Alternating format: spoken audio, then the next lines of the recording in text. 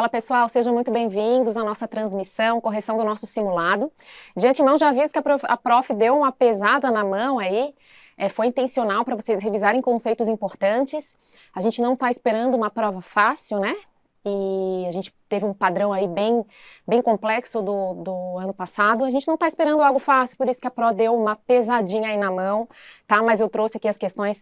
A gente vai passar falando não ponto a ponto, né? Não cada alternativa, mas eu vou pontuar aqui aquilo que eu acho importante de vocês revisarem, tá? E com isso vocês conseguirem ter um estudo aí bem legal com relação a esse simulado para o dia da prova de vocês, tá? Vamos jogar então a primeira questãozinha aqui na tela, tá? Questão 26, tá? Vem comigo.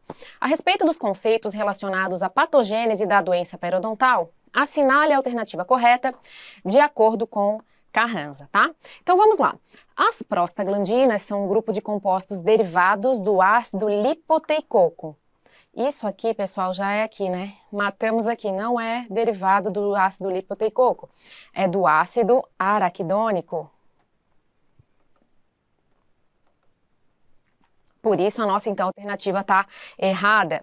Um ácido graxo poliinsaturado encontrado na membrana plasmática da maioria das células, tá? Então, por que está errado ali? Por conta não é do ácido lipoteicoco, e sim do ácido araquidônico, tá?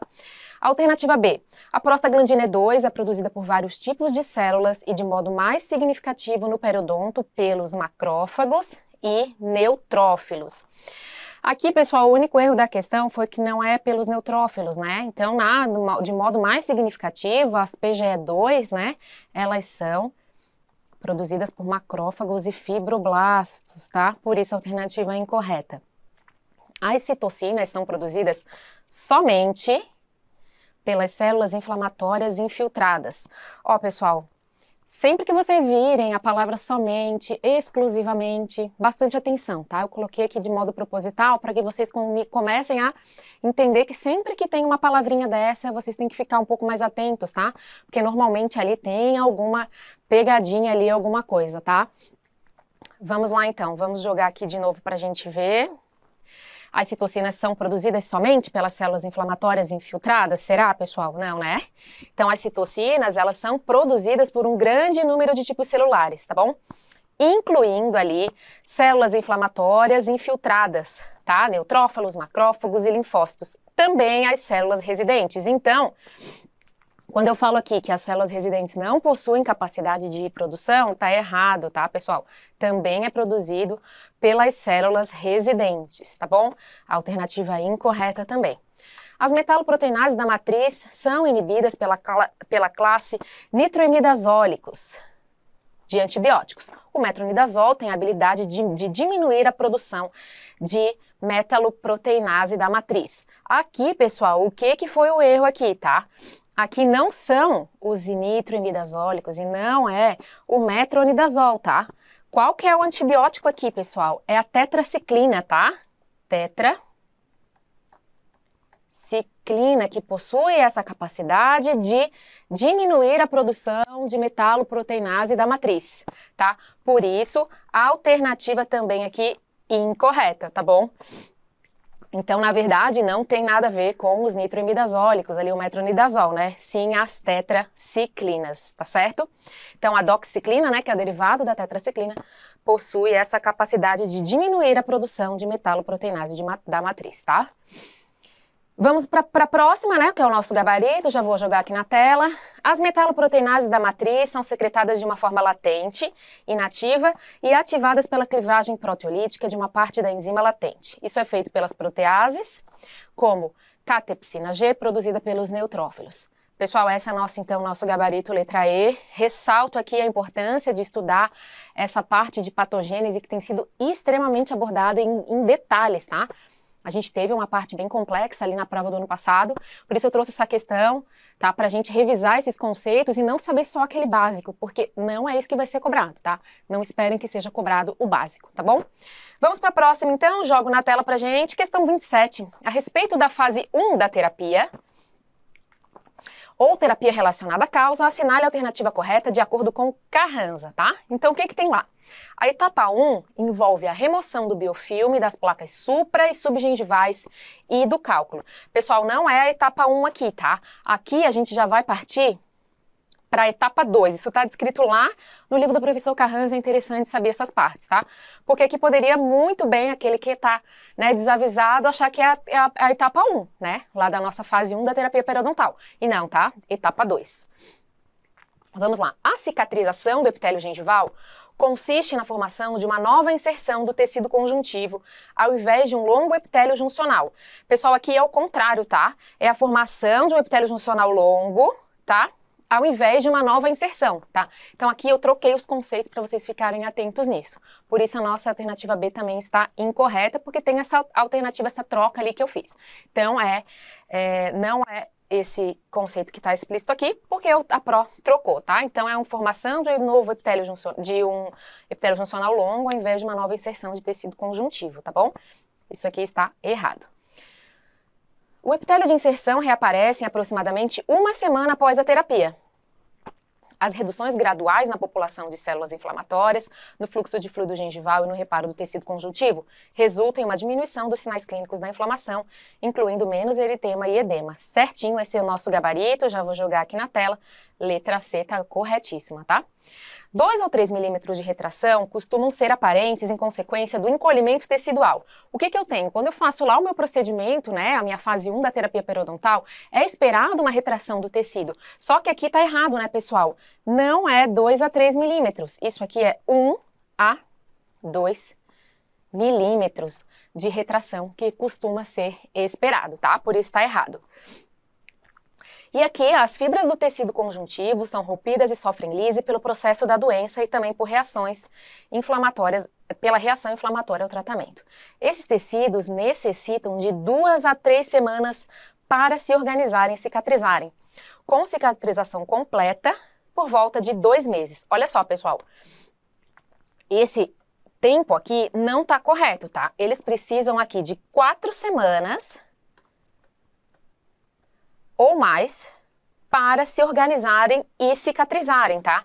Interessante vocês sempre ficarem atentos a esses tempos, as etapas de cicatrização, o que acontece, né, na cicatrização dos tecidos periodontais, e esses tempos são importantes e pode ser ali uma questão de prova, e a gente tem que entender e saber exatamente o tempo que estão pedindo lá, para não ter esse tipo de confusão, tá bom?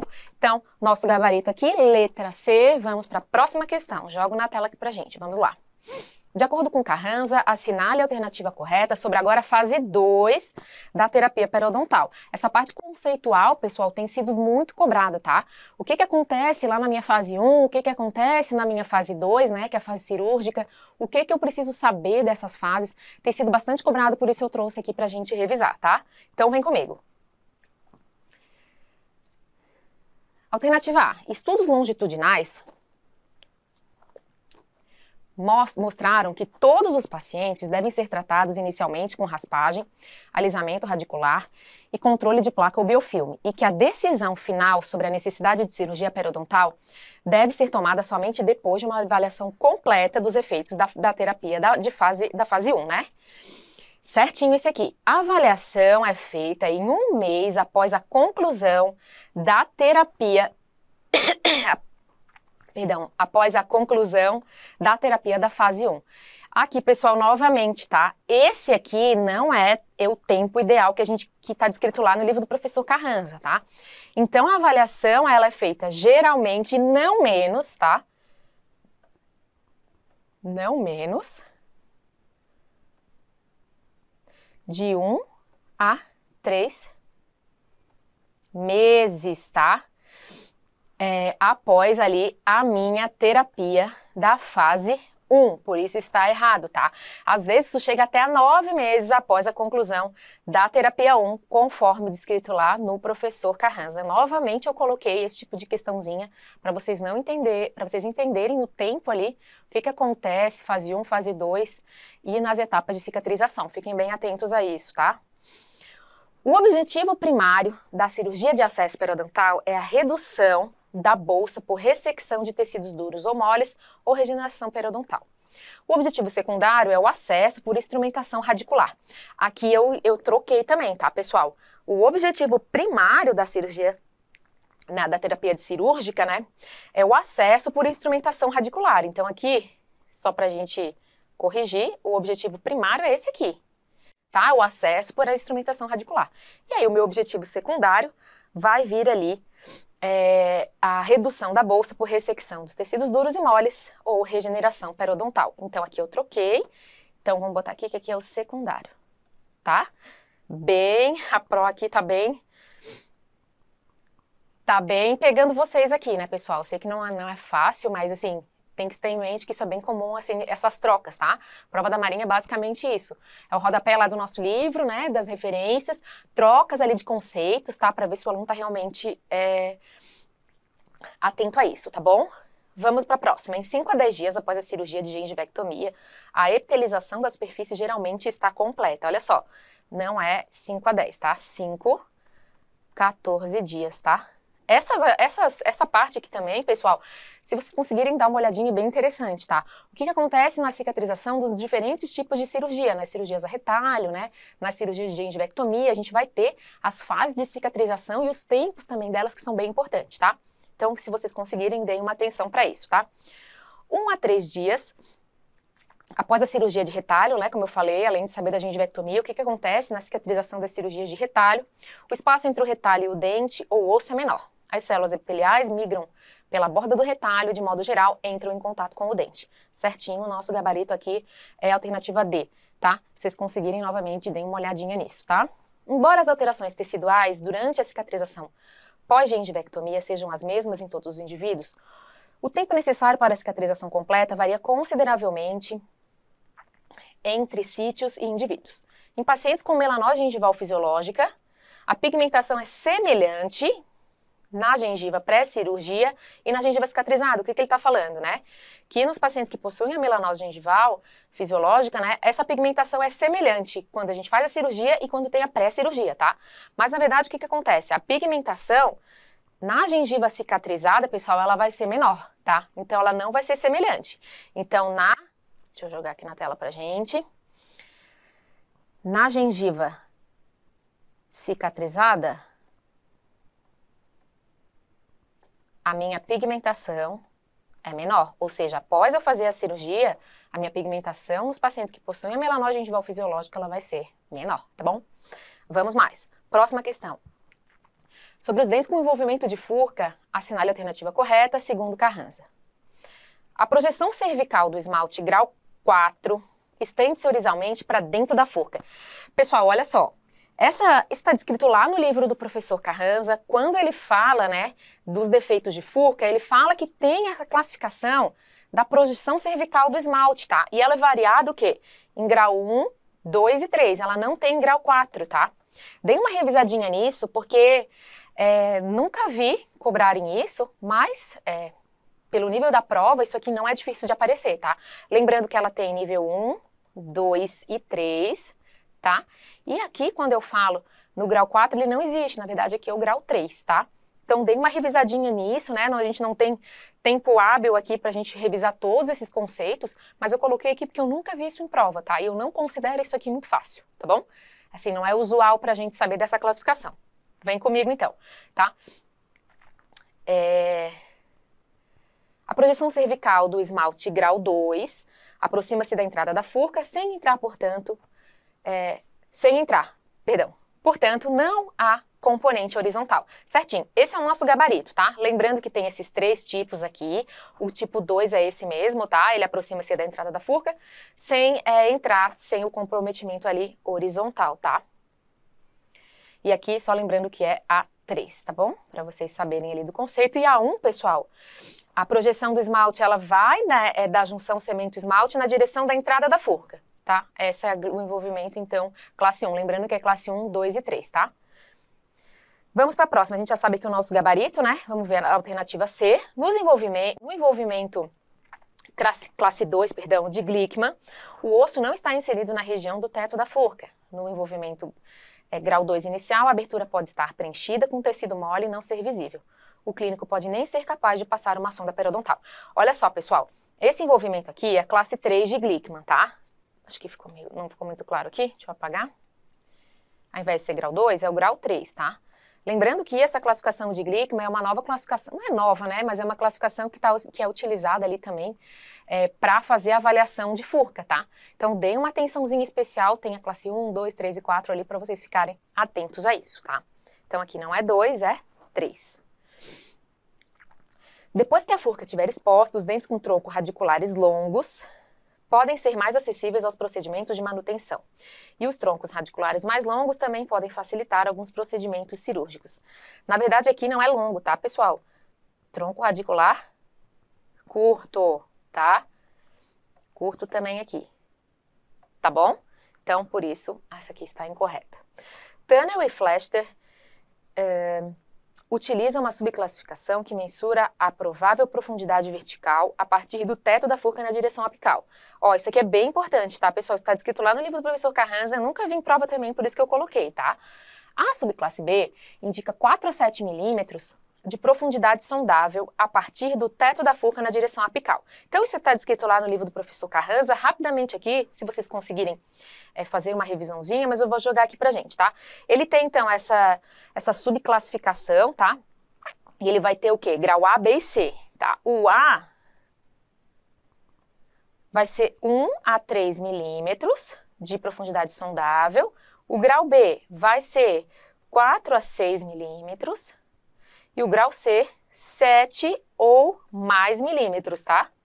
Também nunca vi novamente isso aparecer, tá certo, pessoal? Por isso que eu trouxe aqui como forma de revisão também, tá bom? Então, por isso que aqui o nosso gabarito tá errado, porque o grau B, ele vai ser aqui, ó, 4 a 6 milímetros e não 4 a 7, tá? Vamos mais. Próxima questão. Trouxe aqui já pra gente, né, se vocês quiserem printar a tela aí rapidinho. Essa aqui é com relação à projeção de esmalte, tá? Lembra que eu falei? Grau 1, 2 a 3. Printem a tela aí rapidinho, só pra gente revisar, tá bom? Nunca vi isso aqui em prova também, por isso que eu coloquei, tá? Próxima questão.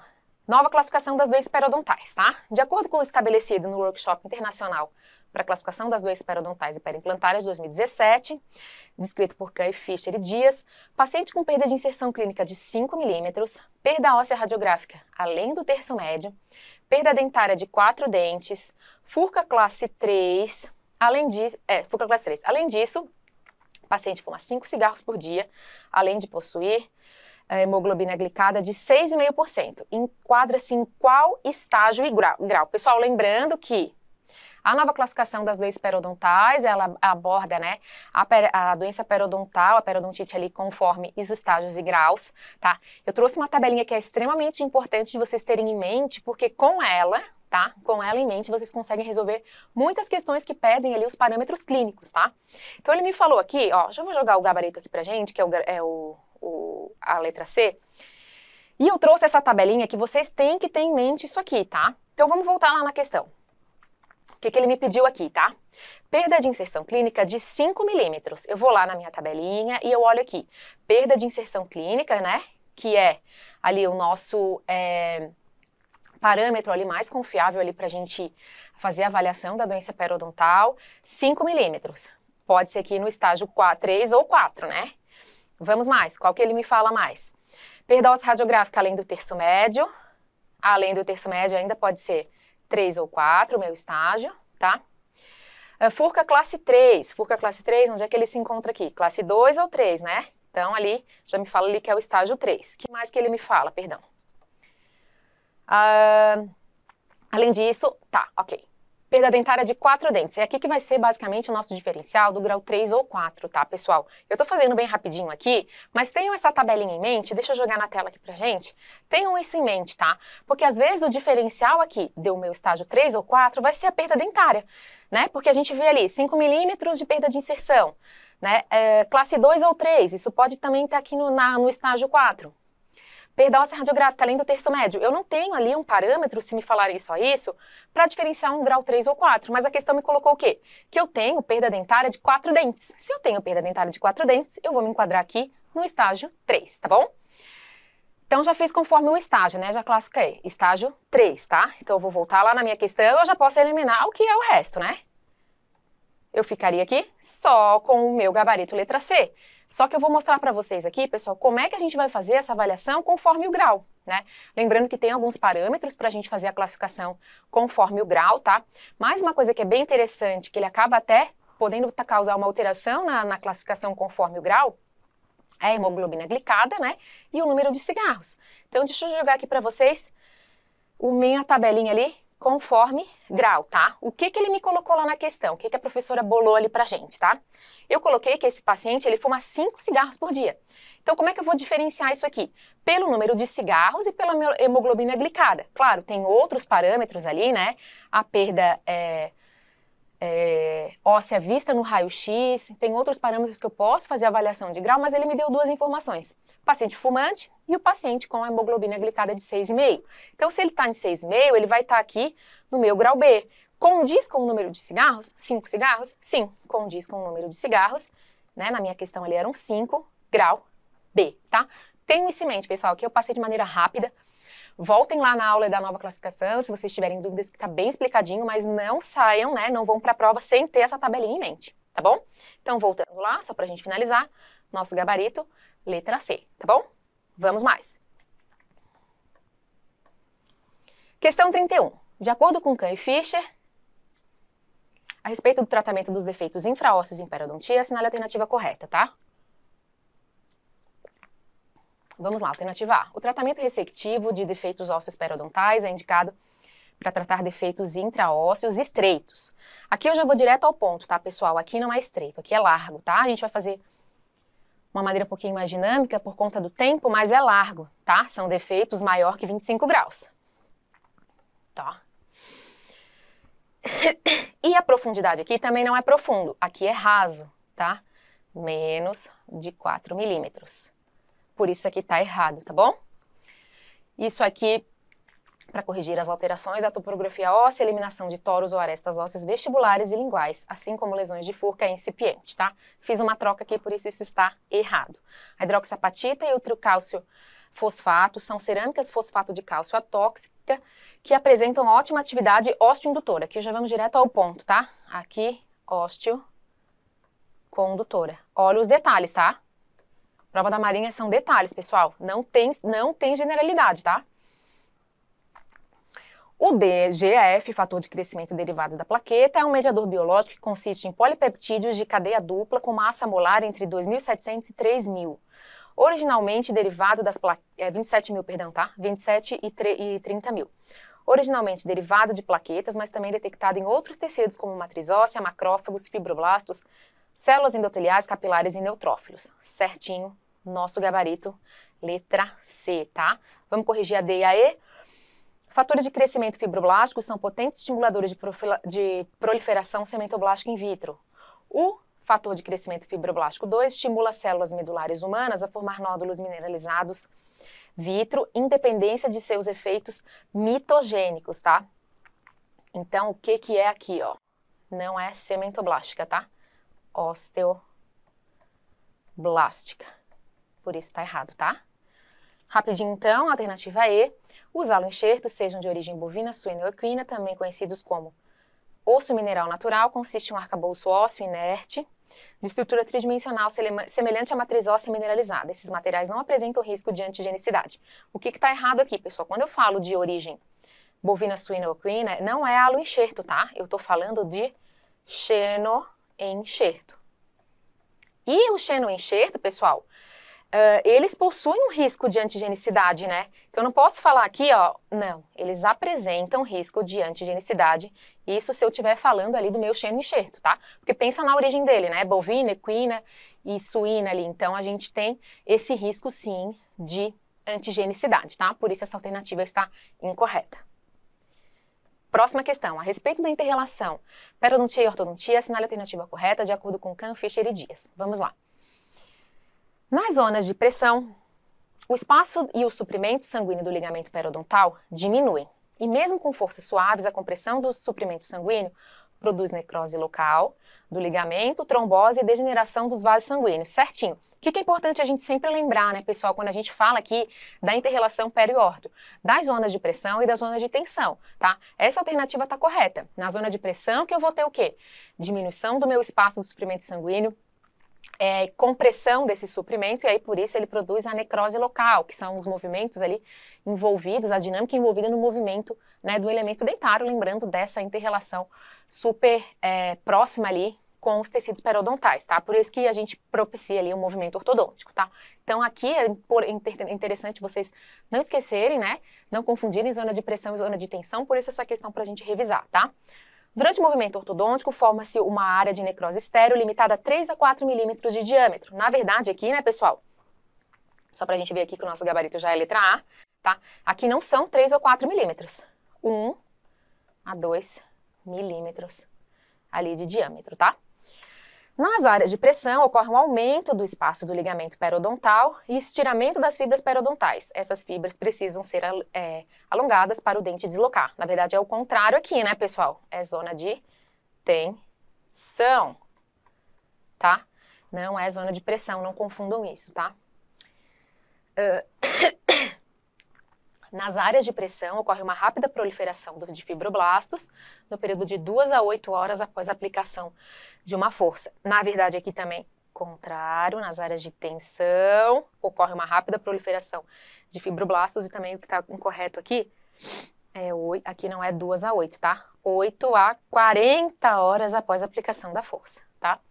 Para a realização do movimento dentário ortodôntico, é necessário que o osso alveolar seja reabsorvido nas zonas de tensão do ligamento periodontal, enquanto o novo osso trabecular é formado na zona de pressão. Novamente aqui, né, na zona de pressão, lembrando, né, que a gente viu ali que é onde tem a diminuição do suprimento ali, como a gente já viu na alternativa A, é na zona de pressão. Então, a gente tem que fazer a reabsorção na zona de pressão e a neoformação ali, né, novo osso sendo formado nas áreas de tensão, tá? Então, o nosso gabarito aqui é a alternativa A. Relembrem esses conceitos, tá bom? Vamos mais, próxima questão. De acordo com Linde, a respeito da anatomia dos tecidos periodontais, assinale a alternativa correta, tá? Vamos falar de anatomia agora, conforme Linde, tá? O tamanho das células no epitélio juncional é, em relação ao volume tecidual, menor do que no epitélio oral. Aqui, pessoal, ele é maior, né? Isso aqui maior do que no epitélio oral, tá?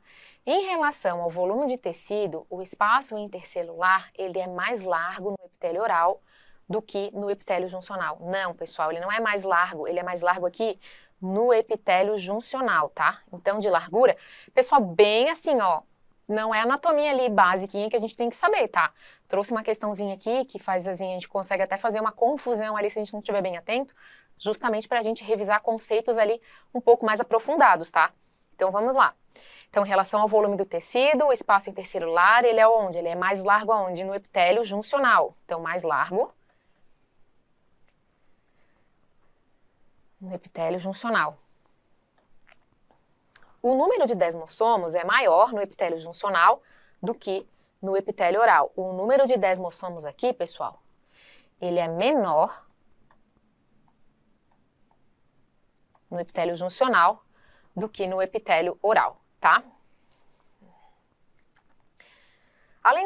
Além de fibroblastos mastócitos, e macrófagos, o tecido conjuntivo também contém células inflamatórias de vários tipos, como granulócitos, neutrófilos, linfócitos e plasmócitos. Os granulócitos neutrófilos, caracterizam-se por um núcleo de formato oval esférico que contém áreas localizadas de cromatina eletrodensa. Aqui, pessoal, questãozinha bem complexa, tá? Mas, na verdade, qual que é a característica do meu granulófilo neutrófilo aqui? Ele não tem um núcleo de formato oval, tá? Ele vai ter o quê? Um núcleo lobulado.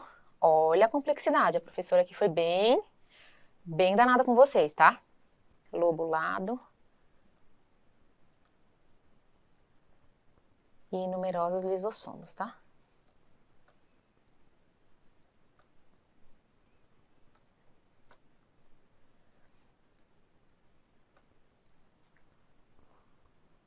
Vejam a complexidade da questão aqui que eu coloquei, tá, pessoal? A gente está entendendo como que é o núcleo da célula, né, dos granulócitos neutrófilos, tá? Então, assim, é basicamente esse tipo de questão que a gente está começando a esperar ali para a prova da Marinha, tá? Então, prestem atenção nisso aqui. Não passem reto, disparado ali quando eles falarem de características das células, falarem algumas características ali específicas ali relacionadas ao assunto de anatomia. Não pulem, tá, pessoal? Coloquei essa questãozinha justamente para vocês entenderem que essa parte não pode ser pulada. É rodapé de livro, a gente tem que saber, tá bom? Então, basicamente aqui ele não tem esse, né, formato oval esférico, que contém áreas localizadas de cromatina eletrodensa. Ele tem um núcleo lobulado e numerosos lisossomos, tá? Então, vamos lá. Por fim, que é o nosso gabarito aqui, que é a letra E, as fibras elásticas do tecido conjuntivo da gengiva e do ligamento periodontal são encontradas apenas em associação com vasos sanguíneos. Já as fibras reticulares ocorrem em grande número no tecido conjuntivo frouxo que circunda os vasos sanguíneos e são encontradas nas interfaces epitélio, tecido conjuntivo e endotélio, tecido conjuntivo. Certinho, então, o nosso gabarito aqui, letra E, questãozinha complexa. Vamos para a próxima, olha só. Um sistema para avaliação das necessidades de tratamento periodontal em grandes grupos populacionais foi desenvolvido por iniciativa da Organização Mundial da Saúde, por Anamo e colaboradores, em 82. A respeito do índice comunitário das necessidades de tratamento periodontal, de acordo com Linde, tá? Que esse índice está descrito lá, coloque verdadeiro ou falso nas afirmativas abaixo e em seguida a alternativa correta. Esse é um dos índices mais, assim, utilizados, né, pessoal, que a gente tem que saber ele de cabo a rabo. Tem que saber tudo sobre ele, tá? Na Epidemia ele é muito cobrado, e aí eu coloquei aqui para a gente não fazer confusão, coloquei alguns aspectos ali que podem fazer a gente ter dúvidas nessas questões, tá? Então vamos lá. A dentição é dividida em 4 quadrantes. Aqui já está errado, né? 6, tá, pessoal? 6, não é quadrantes, né? Logicamente, é 6 sextantes, tá? Lembrando que é um na região anterior e 2 na posterior em cada arcada, tá? E as condições... Perdão, aqui vamos continuar. E a necessidade de tratamento em um quadrante é registrada quando 2 ou mais dentes não indicados à extração estão presentes. Isso aqui está correto, tá? Se apenas um dente permanecer no sextante, ele será incluído no quadrante contíguo, tá? Aqui já dei até o spoiler aqui, tá? Que são sextantes e não ali o quadrante, tá? Então vamos lá. O código 1 é conferido a um sextante sem bolsa, cálculo ou restauração com sobrecontorno, mas no qual ocorre sangramento após sondagem delicada em uma ou várias unidades gengivais. Olha só, pessoal, lembrando que a gente tem, né, o código 1, 2, 3, né, e também o código 0. Ó, esse código aqui, pessoal, ele está correto. Realmente, ele é conferido a um sextante sem bolsa, cálculo ou restaurações com sobrecontorno, mas no qual ocorre sangramento após sondagem delicada de uma ou várias unidades gengivais. Lembrando que ele vai do código 0 até o nosso código 4 ali, né? Então, vamos lá. Deixa eu apagar aqui para a gente não fazer confusão. Próximo, o código 3 é atribuído a um sextante. Ele é atribuído a um sextante caso não haja dentes com bolsas que excedam 3 milímetros. Porém, sejam identificadas nas regiões subgengivais, cálculo dentário e fatores de retenção de placa, tá, pessoal? Esse aqui também está incorreto, tá? Esse não é correspondente ao código 3, tá certo? O código 3 representa um sextante na qual há dentes com bolsa de 4 a 5 milímetros de profundidade, certinho, tá? Esse aqui tá errado, esse aqui está correto, tá?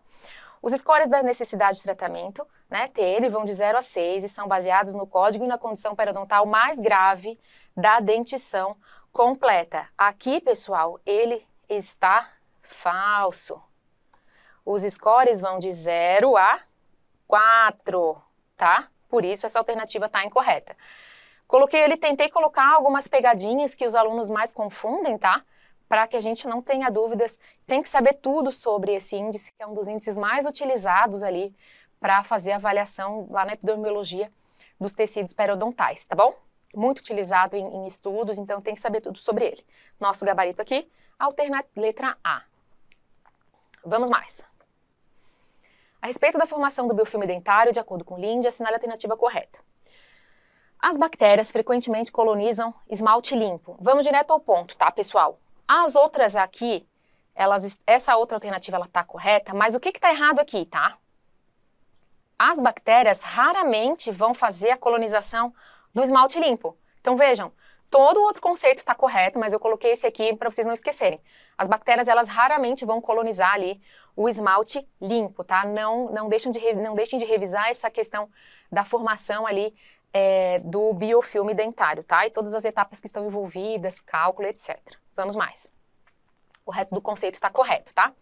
Nas bactérias gram-negativas, várias famílias de proteínas de superfície atuam como adesinas, incluindo repetições ricas em serina, família de antígeno 1 e 2 e de pilos.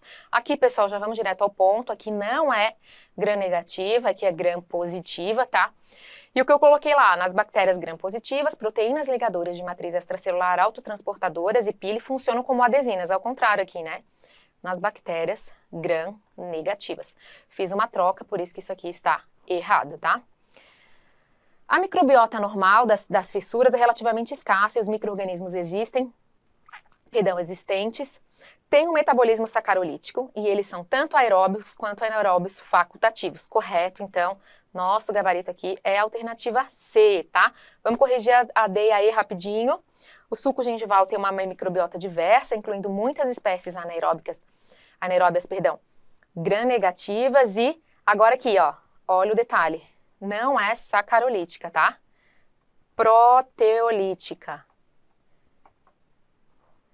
O que se deve ao baixo pH nesses locais e ao fornecimento de um conjunto de proteínas e glicoproteínas diferentes pelo fluxo do fluido gengival, tá?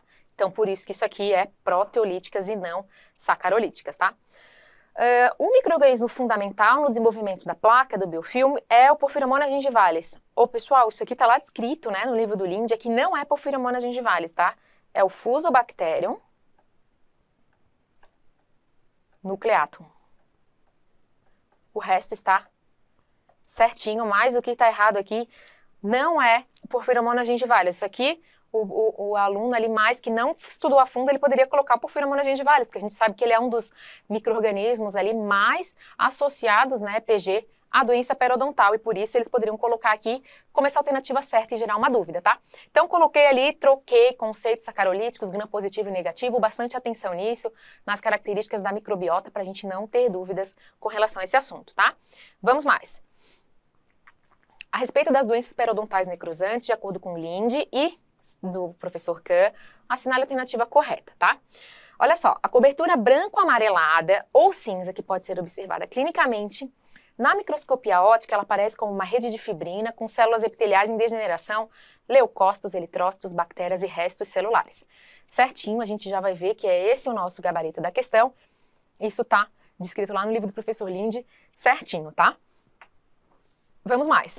As amostras microbianas isoladas de lesões de doença periodontal necrosante têm demonstrado uma flora encontrada constantemente e uma variável. A flora constante, olha aqui, consiste em um aglomerado heterogêneo de tipos bacterianos, enquanto a flora variável, né, é composta principalmente por treponemas, celemonas, fusobacterium, bacterióides, melaninógenicos e intermédios. Olha só, que é a nossa agora Prevotella intermédio com a nova nomenclatura.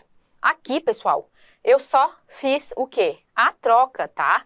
A flora, né, constante, ela vai ser constituída principalmente por treponemas, celemonas, fusobacteriums e bacterióides. Então, aqui eu troquei, tá? Aqui é a constante e aqui é a variável. O que vai variar aqui é essa flora que normalmente o que é visto na doença periodontal necrosante é essa flora ali, né, que nem mais utilizado muito esse nome, mas é uma flora constante composta por esses tipos bacterianos. E aí quando a gente faz a avaliação, né, os estudos que fazem a avaliação, vão ver que lá a minha flora variável, né, vai constituir nesse aglomerado heterogêneo de tipos celulares, tá bom? Tipos bacterianos, perdão. Então, por isso que isso aqui está errado. Vamos mais. Estudos demonstram que a contagem total de leucócitos é semelhante nos pacientes com gengivite necrosante e no grupo controle. Além disso, os pacientes com gengivite necrosante não apresentam diminuição acentuada da quimiotaxia e da fagocitose dos leucócitos polimorfonucleares quando comparados com indivíduos controles. Na verdade, aqui, ó, não é que não apresentam diminuições, tá? Isso vai ter, esses pacientes com gengivite necrosante vão ter tem uma diminuição acentuada da quimiotaxia e fagocitose dos leucócitos polimorfonucleares, tá? Na classificação de 2018, ali 17 e 18 da EAP, as doenças periodontais necrosantes foram incluídos no grupo outras condições que afetam o periodonto. Lembrando que a gente teve uma série de alterações na classificação, né, na classificação de 2017, ali da EAP 2018, mas, pessoal, as doenças periodontais necrosantes, elas não foram incluídas nesse grupo. Lembrando que a gente não tem mais a periodontite crônica, não tem mais a periodontite agressiva, eles foram incluídos no grupo ali da periodontite, e a gente ainda tem o grupo das doenças periodontais necrosantes, tá? Por isso essa alternativa aqui está errada, tá? Vamos para a próxima. Com relação ao tratamento das doenças periodontais necrosantes, na primeira consulta deve-se tentar realizar uma raspagem tão completa quanto as condições permitirem, certinho?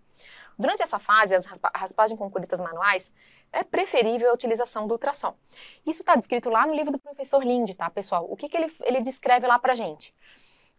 Esse tratamento ele tem que ser, né, da maneira como possível ali, né, pensando nesse paciente com a doença periodontal necrosante, numa fase aguda, a gente tem que fazer ali o que for viável, né? E ele descreve pra gente que a maneira mais fácil, né, não mais fácil assim, mas ele indica que seja realizado esse primeiro debridamento com o aparelho de ultrassom ao invés das curetas manuais. Então aqui é o contrário, tá? Então, é preferível não, né? Então, o que é preferível aqui, não é com curetas manuais, é o ultrassom, tá? Então, ele é preferível utilizar ultrassom por conta da irrigação, né? Por conta de uma série de características. Então, ele descreve que, nesse primeiro momento, pensando naquele paciente com doença periodontal necrosante, é indicado que faça a utilização do ultrassom, tá bom? Então, nosso gabarito aqui, letra A, fiquem atentos a essas questões ali com relação às doenças periodontais necrosantes, tá? Vamos mais. De acordo com o CAN, e considerando a inter-relação entre a doença periodontal e as condições sistêmicas, assinale a alternativa incorreta. Ó, pessoal, eu não vou bater aqui item por item, tá? Mas eu queria só destacar o que eu coloquei aqui. Essas informações aqui estão descritas lá no livro do professor Sérgio Kahn. E isso aqui, pessoal, ele envolve uma série de mecanismos que relacionam a doença periodontal com várias condições sistêmicas. Eu não quis colocar uma só, justamente para forçarem vocês a entenderem e a verem que a gente tem que fugir um pouco, sair um pouco da caixa e parar de pensar só na inter-relação que é mais utilizada, né, que é a mais cobrada, que é do diabetes. Então eu coloquei outras questões ali, como artrite reumatoide, o HIV, coloquei outras condições ali que a gente tem que entender também, que não são só aquela inter-relação que é a mais, né, acometida ali, né, que é entre o diabetes e a doença periodontal, tá? Pra gente sair um pouquinho da caixa. Eu vou jogar aqui na tela pra gente só corrigir a alternativa D, que é o que tá incorreto, tá? Então eu coloquei lá sobre artrite reumatoide, tá? E o que a minha questão aqui, por que ela tá errada, tá, pessoal? Porque quem tem artrite reumatoide não são, deixa eu jogar na tela pra vocês conseguirem ver melhor. Elas não são quase 3 vezes mais provável. Aqui só que eu troquei 2 vezes mais provável de ter doença periodontal do que aquelas que não desenvolvem a doença, tá bom? Por isso que tem essa associação entre a doença periodontal e a artrite reumatoide. Lembrando que aqui a gente saiu um pouquinho da caixa, coloquei conceitos que não são muito fáceis ali da gente saber, mas assim, estão todos descritos lá no livro do professor Sérgio Kahn. Possibilidade de cobrarem aí, o livro do professor Sérgio Kahn é grande também, como a gente viu no ano passado, tá? E ele traz conceitos muito densos, tá? Não é um livro que traz conceitos e, com exceção da parte cirúrgica, não é um livro que traz conceitos muito fáceis, né? Ele é bem aprofundado e por isso ele deve ser cobrado e a gente tem que estudar isso em profundidade, tá? Próxima questão. Os agentes condicionantes provocam a desmineralização da superfície radicular, removendo os smear layer, né, que é a lama dentinária, alargando os túbulos dentinários e expondo as fibras colágenas da matriz dentinária. As substâncias utilizadas para essa finalidade são tetraciclina, ácido cítrico e ácido etileno diamino tetracético. A respeito da biomodificação da superfície radicular, de acordo com o Kahn, assinale a alternativa incorreta. Ó, já vamos direto aqui para o nosso gabarito, que é a letra C, tá? O EDTA aqui, pessoal, ele não tem o pH básico, tá? O pH dele é neutro, por isso essa alternativa está incorreta. Prestem atenção nesse item aqui, tá, pessoal, o EDTA, porque ele é super importante, ele é super utilizado, tá? E ele não é o mais prejudicial aqui também, tá? Lembrando disso. Então saibam, além do pH dele ali, ele é super utilizado, tá? E tenham em mente que o EDTA, saibam ali todas as características do EDTA também, porque ele é super importante, tá? O resto tá correto, tá? O resto são todas as alternativas corretas, por isso o nosso gabarito aqui é a letra C, tá? Toda essa característica aqui está correta, tá, pessoal? De ser utilizado, não é tão cobrado, eu iria mais nas características realmente das substâncias, tá? Para fazer a biomodificação. Então, eu não, assim, acho que a maneira de utilizar talvez não seja tão cobrado, mas as características de cada substância sim, tá? Então, vamos direto ali, nosso gabarito, letra C, tá? Vamos mais. A respeito das técnicas cirúrgicas básicas para o recobrimento radicular, de acordo com Borghetti, assinale a alternativa correta. O ano passado, pessoal, a gente teve a parte cirúrgica, né, do professor Joly. Esse ano, o livro do professor Joly não entrou o livro do professor Borghetti, tá? Ele cobra, né, acredito, a Pro aqui acredita, que vai ser cobrada a parte cirúrgica dele, porque ele é um livro muito voltado para a área cirúrgica, tá? É um livro que tem todas as técnicas cirúrgicas, bem bacana. E pelo edital ali, pelo mais ou menos o que eu vi, eu acredito que vai ser cobrado a parte do Borghetti, a questão de enxerto de epitélio e tecido conjuntivo, tá? Então, essa parte ali, eu acredito que vai ser cobrado, o livro do Borghetti, ele vai abordar isso, tá? Tô apostando nisso, por isso eu trouxe aqui algumas questões para a gente revisar e para a gente avaliar com base no livro do professor Borghetti, que é um livro, novamente falando, bem cirúrgico, tá? Então, vamos lá. Ele quer a alternativa correta a respeito das técnicas cirúrgicas básicas, tá? Um retalho de espessura inferior a 1 milímetro, ó, prestem atenção nisso aqui, 0,8 aqui, tá, pessoal? Não é 1 milímetro, tá? É insuficiente para o recobrimento radicular por um único retalho posicionado coronalmente. Dessa forma, convém acrescentar a ele um enxerto de tecido conjuntivo. O que está errado aqui é só a espessura do tecido ali que eles pedem para a espessura do retalho, tá? Ou seja, se ele tem uma espessura inferior ali a 0,8 e não a 1 milímetro, o que é indicado é que utilizem ali um enxerto de tecido conjuntivo associado, tá? Por isso a alternativa está incorreta, porque aqui é 0,8. Detalhes, tá? Novamente falando, são detalhes que a gente tem que ter em mente, tá? A raspagem sempre se faz necessária previamente ao retalho posicionado coronalmente, mesmo em recessões pouco profundas, decorrentes de uma escovação traumática não tratada. Aqui o detalhe, pessoal, é que se eu tenho um paciente aqui com recessão pouco profunda, né, e principalmente relacionado por uma escovação traumática, eu não necessariamente preciso fazer esse procedimento de raspagem, né, não vou precisar, porque teoricamente ali é uma recessão pouco profunda e aquilo ali já está, né, teoricamente ali, muito bem higienizado, porque normalmente esse paciente tem um padrão bom de higiene, então aí não se faz necessário essa raspagem ali quando eu estou falando em escovação traumática, tá? Vamos mais. Agrupam-se sob a denominação de retalho semilunar posicionado coronalmente várias técnicas que têm em comum o fato de não efetuar incisões relaxantes verticais e de secção do retalho em direção apical para mobilizá-lo, certinho, tá? São os retalhos semilunar posicionado coronalmente, tá? Eles não vão ter, então, aquela incisão relaxante ali para fazer, na hora de fazer o retalho, tá? Por isso que eles são os retalhos semilunares ali.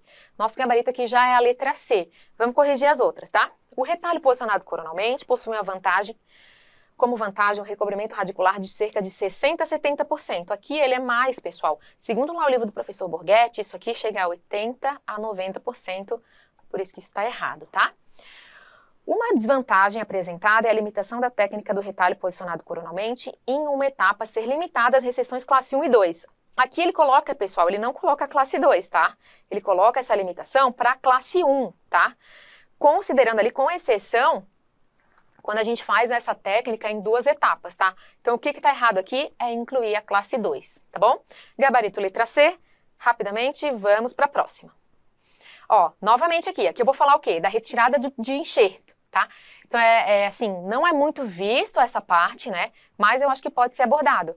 Normalmente eles falam mais do retalho, né? Mas a gente está falando aqui na hora da retirada desse enxerto. Quais são as características ali clínicas, né, cirúrgicas, na hora de fazer a retirada desse enxerto, por isso que eu coloquei alguns itens aqui sobre esse assunto nessa questão, tá? Então vem comigo, olha só. A retirada dos enxertos pode ser feita através de diferentes técnicas, e cada uma delas pode ser utilizada de acordo com as indicações do enxerto. De acordo com Borghetti, assinale V ou F nas afirmações abaixo, e em seguida assinale a alternativa correta, tá? Olha só. Na técnica do alçapão, o sítio de retirada é apenas o palato. Vi essa palavrinha, o que eu vou fazer? Lembrar de mim e atenção. Apenas, somente, exclusivamente, atenção, tá? Na técnica do alçapão, pessoal, para fazer a retirada do enxerto, lembrando que essa técnica é para retirar o enxerto, tá? Ele não é exclusivamente do palato, tá? Então, vamos colocar aqui. Ele pode ser tanto do palato, as cristas edentadas também, lembrando, elas também são possibilidades ali de fazer a retirada do meu enxerto. Então, vamos sair um pouquinho da caixa, lembrar um pouquinho, né? Sair um pouquinho ali do trivial. Sempre que a gente pensa ali na remoção do enxerto, normalmente a gente vai pensar lá no palato, tá? Mas vamos abrir um pouquinho, ela também pode ser retirada de cristas edentadas, tá? Então, nessa técnica específica ali do alçapão, também pode ser feita além do palato nas cristas edentadas, tá? Deixa eu jogar na tela aqui e vamos falar sobre a próxima. Os sítios de retirada do enxerto na técnica das incisões paralelas são o palato e a tuberosidade. Além disso, vamos ter o quê? Palato, por que ele está errado? Palato, tuberosidades e também as cristas edentadas. Saindo aqui um pouquinho da caixa também, né, pessoal? Falso aqui também é falso, tá? A espessura do enxerto não deve ser inferior a 2,5 para o recobrimento radicular. 2,5? 1,5, pessoal. 2,5 aqui é um enxerto bem espesso, tá? Então, 1,5 não deve ser inferior a esse número, tá? O tecido adiposo constitui um obstáculo à revascularização e a presença na superfície radicular deve ser evitada nos procedimentos de recobrimento radicular. O que acontece aqui, pessoal? Quando a gente vai fazer a remoção do enxerto, esse enxerto, tanto a gente pode fazer a remoção, né, daquele tecido adiposo, que é aquele tecido mais amarelado, quem faz cirurgia, ele sabe, quando a gente vai fazer aquela remoção, a gente remove. Às vezes vem um pouco, né, desse tecido gorduroso, e aí que vem aqui, né? O que o livro do professor Borghetti ele fala? Quando eu vou fazer um enxerto, né, para fazer um recobrimento, que é o meu item 4 aqui, o que é indicado? É que se retire esse tecido adiposo, tá? Então, quando eu vou colocar a minha espessura ali do meu enxerto, ali que não deve ser, por exemplo, que ele colocou ali, inferior a 1,5, eu tenho que entender que eu tenho que remover e já considerar a remoção desse tecido gorduroso ali, adiposo, na espessura desse meu enxerto. Isso quando eu vou fazer um recobrimento radicular, tá? Agora, por isso essa alternativa aqui tá verdadeira, eu já vou colocar aqui e a gente vai ver o que tá contraditório aqui, tá? Que é no último item. Assim como nos procedimentos de recobrimento radicular, no recobrimento de crista, deve-se remover o tecido adiposo do enxerto. O que o livro do professor Borghetti ele coloca? Que quando eu vou fazer um recobrimento radicular, tá? Eu removo esse tecido adiposo. Agora, quando eu vou fazer um recobrimento de crista, tá? Eu não removo esse tecido gorduroso. É isso que ele coloca lá no livro dele. Coloquei esse detalhezinho pra gente saber, tá? Então, quando eu faço recobrimento radicular, eu considero esse tecido adiposo, né, a remoção desse tecido adiposo na minha espessura do enxerto. Agora, quando eu for fazer um recobrimento de crista, eu posso colocar ali o tecido adiposo, isso segundo o livro lá do professor Borghetti, tá? Então, aqui, nosso gabarito, letra A, esse aqui está falso, porque eu não removo o tecido adiposo quando eu vou fazer um recobrimento de crista. Beleza? Vamos para a próxima. Ó, evitar as incisões relaxantes verticais ou oblíquas até a mucosa alveolar faz parte da preocupação de conservar o máximo de aporte vascular, suscetível de contrabalancear a não cobertura do enxerto na superfície radicular.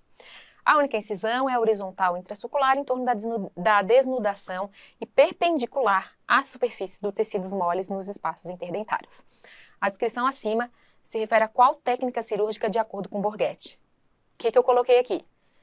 Já vamos para o gabarito. Essa técnica está descrita lá no livro do professor Borghetti e é a técnica de Bruno, tá, pessoal? Temos que saber? Temos que saber, tá? Não tem como. Eu acho que a parte do livro do professor Borghetti vai ser a parte cirúrgica que vai ser cobrada, isso é uma aposta da professora, tá? Vamos se atentar às técnicas cirúrgicas, não só, né, a elas, mas, né, como eu coloquei a questão, remoção do enxerto, tá? Essa técnica que está descrita aqui, sem maiores, da gente não se estender aqui, é a técnica de Bruno, tá, pessoal? Então, tem outras técnicas aqui que eu coloquei nas alternativas para a gente saber, mas essa descrição é da técnica de Bruno. Nosso gabarito, letra B, tá? Vamos mais. A respeito das infecções periimplantares, assinale a alternativa incorreta de acordo com o Linde, tá? Olha só. Então, vamos ver aqui, ó. Já vamos direto para o gabarito, que é a alternativa C. Os outros estão todos corretos. Eu coloquei ali a incorreta só para a gente, né, para vocês revisarem esses conceitos que são importantes. Vamos corrigir a letra C, que é que está errada, tá? Olha só. As características da superfície do implante, dos pilares e dos componentes restauradores, incluindo a composição química e a rugosidade da superfície, influenciam na formação do biofilme. Ok. Porém, a energia livre de superfície, olha esse sinônimo, tá? Ela também é chamada de molhabilidade, tá? Não exerce influência sobre a formação do biofilme. Aqui, pessoal, é errado, tá? A minha energia livre de superfície, que também é chamada de molhabilidade, ela vai sim exercer uma influência sobre a formação do biofilme lá no meu implante, tá? Então, além da gente saber lá o que acontece em dente, a gente tem que saber também todas as características ali da parte dos implantes também, principalmente essa questão do biofilme, da evolução da doença em dente e implante, é interessante a gente saber, tá? E aí, o que ele me fala aqui? O que a banca poderia colocar aqui também? Ela poderia não botar energia livre de superfície. Tem que saber que esse sinônimo ali, que ele descreve lá no livro do professor Linde, também é chamado de molhabilidade. E aqui ele fala que não tem influência, mas na verdade ela vai ter sim uma influência na formação do biofilme, tá? As outras estão corretas, tá certo? Vamos mais. A respeito das lesões inflamatórias gengivais não induzidas por placa, de acordo com Linde, assinale a alternativa correta. Esse capítulo está descrito lá no livro do professor Linde, que são as lesões inflamatórias que não são induzidas por placa, tá? É lá o meu pênfigo, meu pemphigoide, o herpes simples, né? Que ali ele vai ser a gengivoestomatite herpética primária, tá? Coloquei uma questãozinha dessa ali como uma aposta também, para a gente revisar, fugindo um pouquinho ali das lesões induzidas por placa, tá? Lembrando que isso aqui está lá descrito no livro do professor Linde, na edição de 2018, e ele coloca esse capítulo ali com descrições de patologias que não são, né, induzidas por placa. Vamos lá, vamos corrigir, tá? O HSV é um vírus RNA de alta infectividade. Olha só, ele não é um vírus RNA, tá?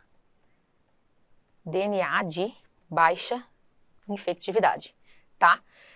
Que após penetrar no epitélio da mucosa oral, penetra nas terminações nervosas e por transporte retrógrado através do retículo endoplasmático liso, desloca-se até o gânglio trigeminal, onde pode permanecer em latência por vários anos, tá?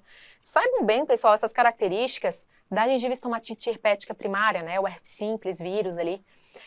Eu coloquei aqui, fugindo um pouquinho ali da parte clínica, só para a gente entender, porque é uma das manifestações ali super comuns, né, que acontece nos tecidos periodontais, então trouxe ali ele como forma de revisão. Lembrando que ele não é RNA, ele é um DNA o vírus, né, é um DNA de baixa infectividade, tá? Vamos mais.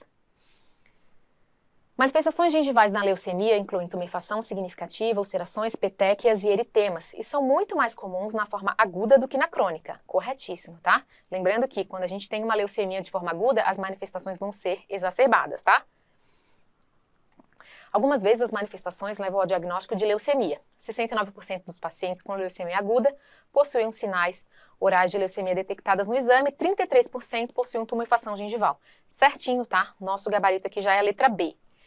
Agora vamos aqui dar uma olhadinha, pessoal, para a gente não fazer confusão, que é uma coisa que os alunos fazem muita confusão, que é no pênfigo e no pemphigoide. Por isso que eu coloquei aqui, vamos corrigir, tá? Olha só. O pênfigo vulgar é um grupo de distúrbios nas quais os autoanticorpos contra componentes da membrana basal acarretam o deslocamento do epitélio do tecido conjuntivo. Aqui não é o pênfigo, pessoal.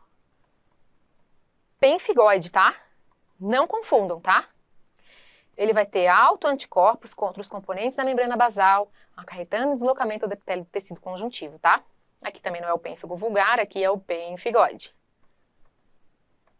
Afeta predominantemente a pele, mais envolvimento da mucosa oral pode ocorrer. E aqui eu coloquei também, o pemphigoide é um grupo de doenças autoimunes, caracterizada pela formação de bolhas intraepiteliais na pele ou membrana mucosa. Não é pemphigoide, também aqui é o pênfigo vulgar. Troquei aqui, tá?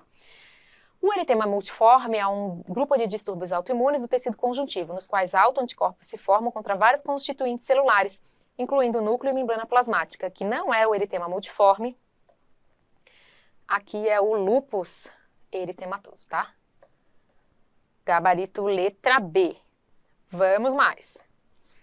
A respeito dos conceitos relacionados ao processo de cicatrização periodontal, assinale a alternativa correta de acordo com Linde, que representa o seguinte conceito. Ocorre quando as fibras recém-geradas estão integradas ao novo cemento sobre a porção da raiz que não foi coberta pela doença. Lá no livro do professor Linde, pessoal, a gente tem todos esses conceitos, tá? no capítulo dele, falando de todos esses conceitos, né, numa tabelinha, tá? De reparo, reinserção. O meu conceito aqui, ele é o conceito de nova inserção, tá? Que é o gabarito letra C, que é justamente isso.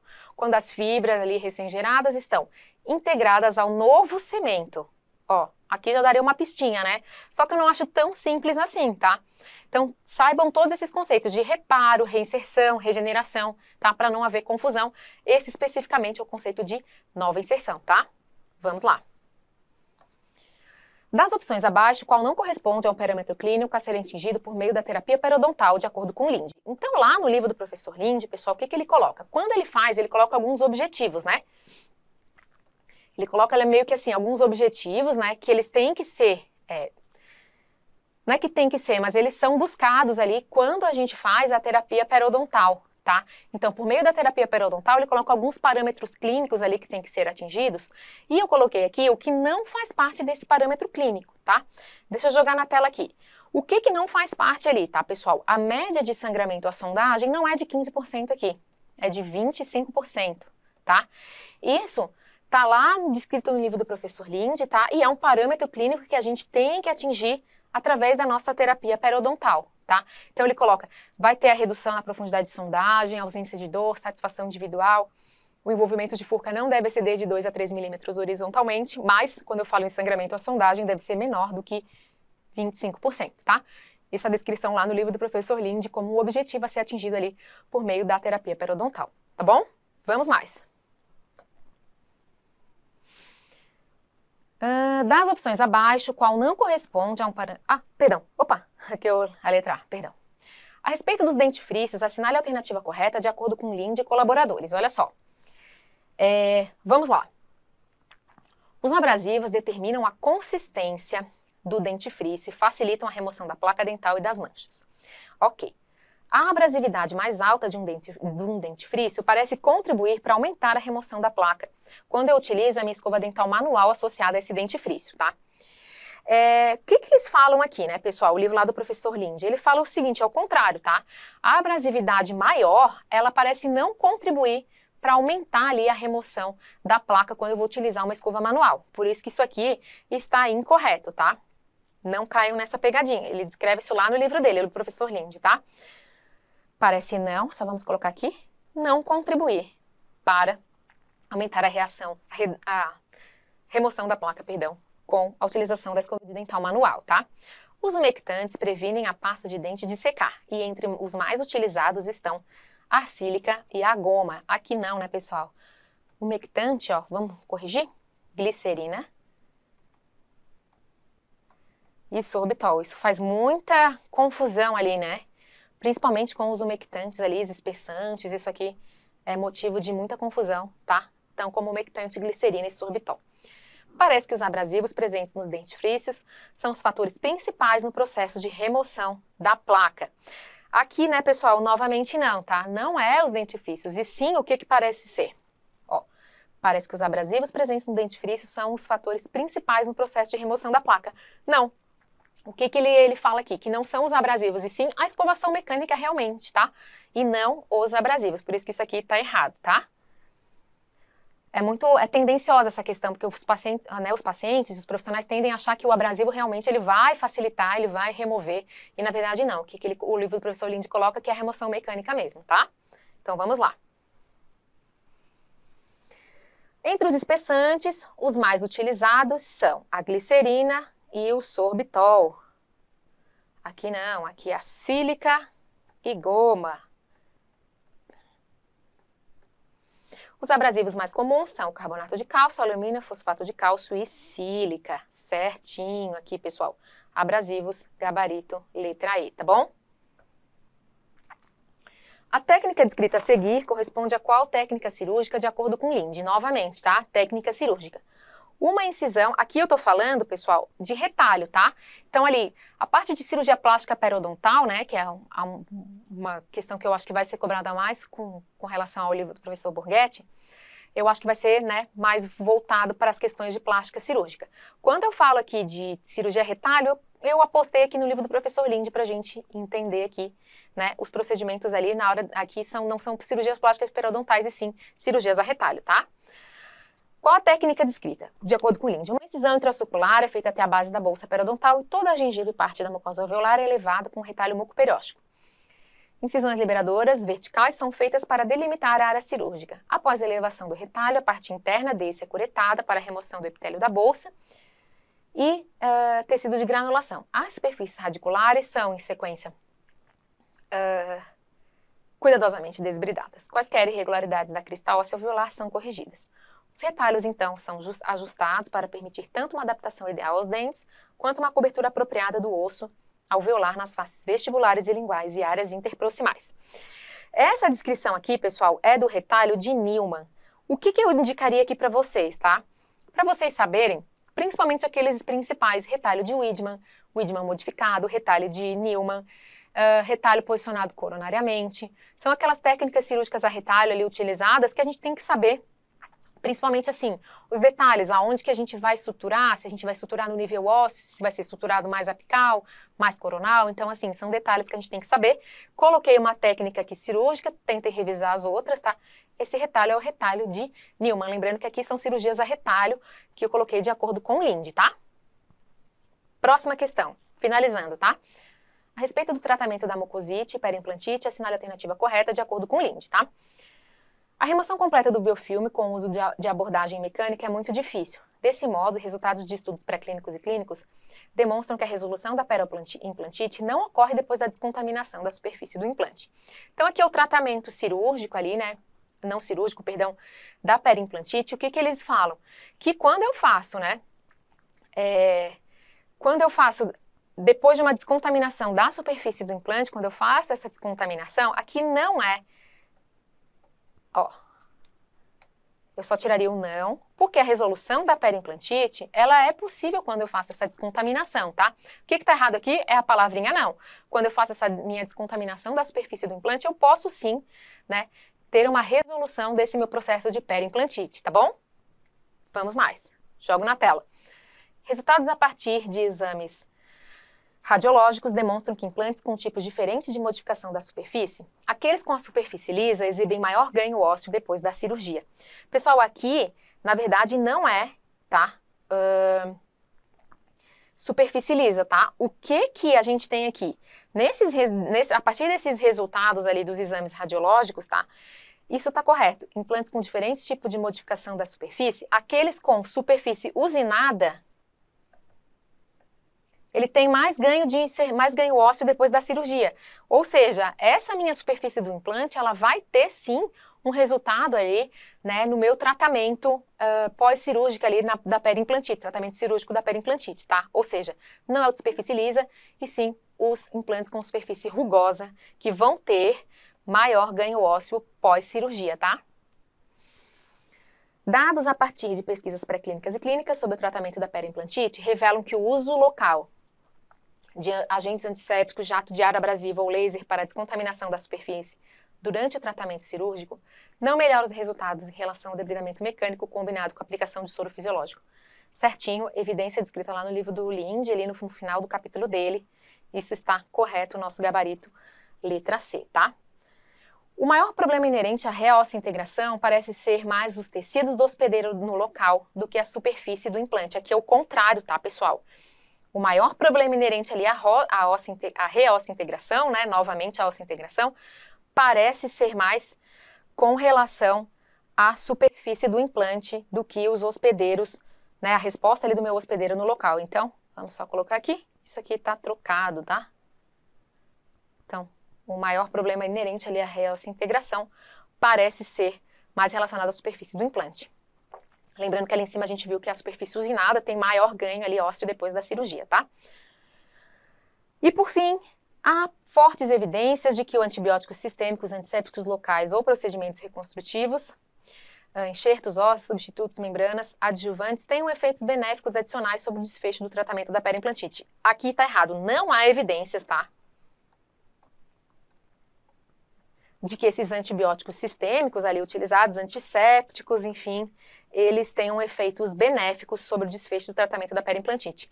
Pessoal, essa questãozinha aqui de tratamento ali da periimplantite, tratamento da mucosite, ele é meio contraditório, né? Assim, não é contraditório, mas ele foge um pouquinho ali quando a gente pensa em antibióticos ali, antissépticos, a gente tende a entender que ele vai melhorar. Mas as evidências, né, elas falam ao contrário. Isso é interessante a gente saber e não ser induzida ali ao erro, tá? Vamos finalizando ali, penúltima questão. Com relação ao uso de antibióticos, de acordo com o Linde, assinale a alternativa que não corresponde a uma característica da ação dos antimicrobianos locais, tá? Lá no livro do professor Linde tem uma tabelinha, pessoal, quando eu falo lá de antibiótico, que ele compara os antibióticos locais com os antibióticos sistêmicos, tá? E aqui que eu coloquei para a gente entender que tem diferenças na ação desses antimicrobianos, tá? Quando eles são utilizados localmente e sistemicamente. E aqui eu quero com uma característica que não corresponde a uma característica de ação dos antimicrobianos locais, tá? Então vamos lá, vamos diretamente aqui para o nosso gabarito, que é a letra C, tá? Quanto ao potencial terapêutico, pessoal, ele pode alcançar melhor micro-organismos amplamente distribuídos? Não, como ele tem essa ação local, né, pessoal? Como ele é uma ação local, ele vai atuar de maneira muito mais efetiva, de maneira local ali, né, nos micro-organismos localmente e não amplamente distribuídos. Aqui já é uma característica do meu antimicrobiano sistêmico, tá? Por isso que esse aqui está errado, nosso gabarito, letra C. Bora para a última questão, então. A respeito da halitose, e de acordo com Sérgio Kahn, assinale a alternativa correta. O disulfeto é o odorivetor responsável por cerca de 90% do odor bucal. Pessoal, o que mais assim está associado ao odor bucal não é o dimetil sulfeto, e sim o sulfeto de hidrogênio, não pode esquecer disso, tá? E a metilmercaptana.